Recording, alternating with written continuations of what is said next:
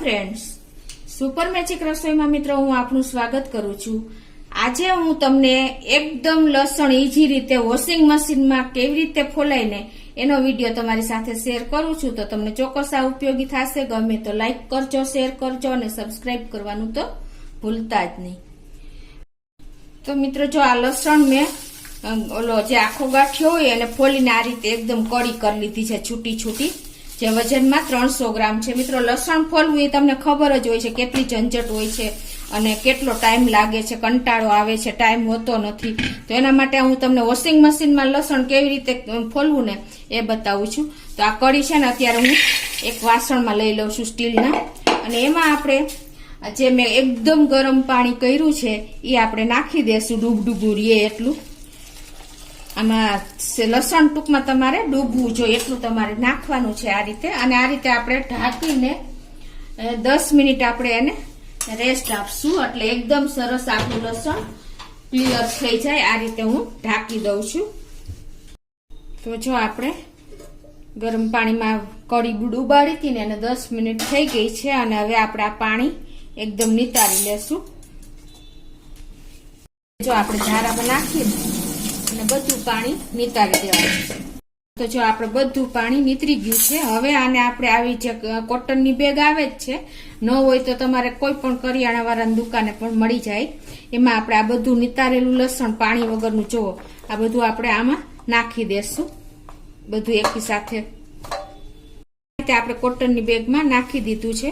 હવે તમારે આને જો ગાંઠ વાળવી હોય તો ભલે, નહીતર આવી રીતે તમારે એને આ રબરથી બેન્ડ કરી દેવાની છે એકદમ સરસ, જો આવી રીતે।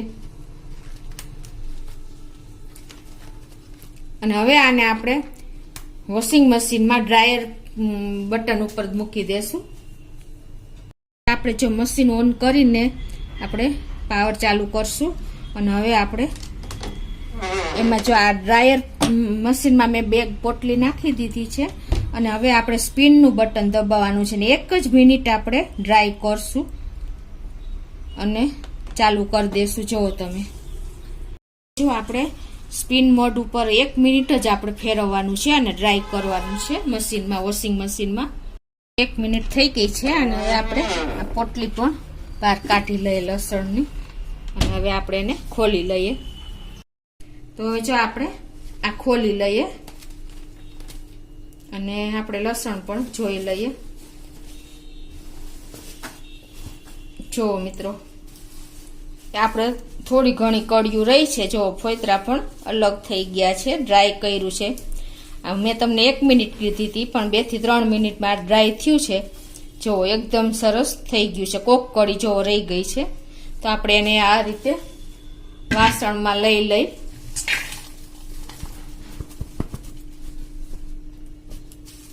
અને હવે આપણે જો આને આપણે ભીનું કરેલું છે, એટલે આપણે આમ આવી રીતે ઝાટકી તો ફોતરા અલગ નહીં થાય, બરાબર?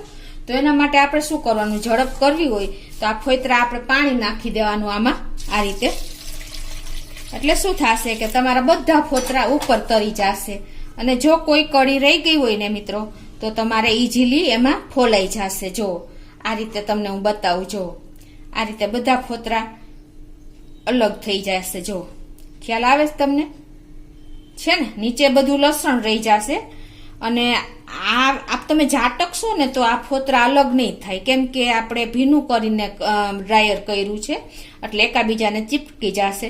અને આ મેથડ તમે અજમાવશો ને તો જલ્દી થઈ જશે। જો છે ને, આ રીતે તમારે ઉપર જે આવે ને એ લઈ લેવાના।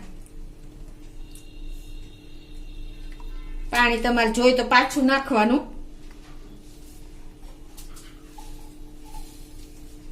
અને આ રીતે તમારે ઉપર બધા ફોતરા કાઢતા જવાના। તમારે ચોરીને પછી જો આ પાણી તમારે નિતારી લેવાનું, એટલે બધા ફોતરા બહાર આવી જશે।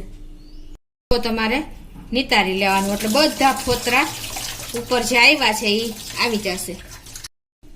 તો જો આપણે આ બધી કડી ફોલાઈ ગઈ છે, અમુક નથી ફોલાણી ને એ હું તમને કાઢીને બતાવું છું। જો આ બધી કડી ફોલાઈ ગઈ છે, જો મિત્રો, છે ને? જો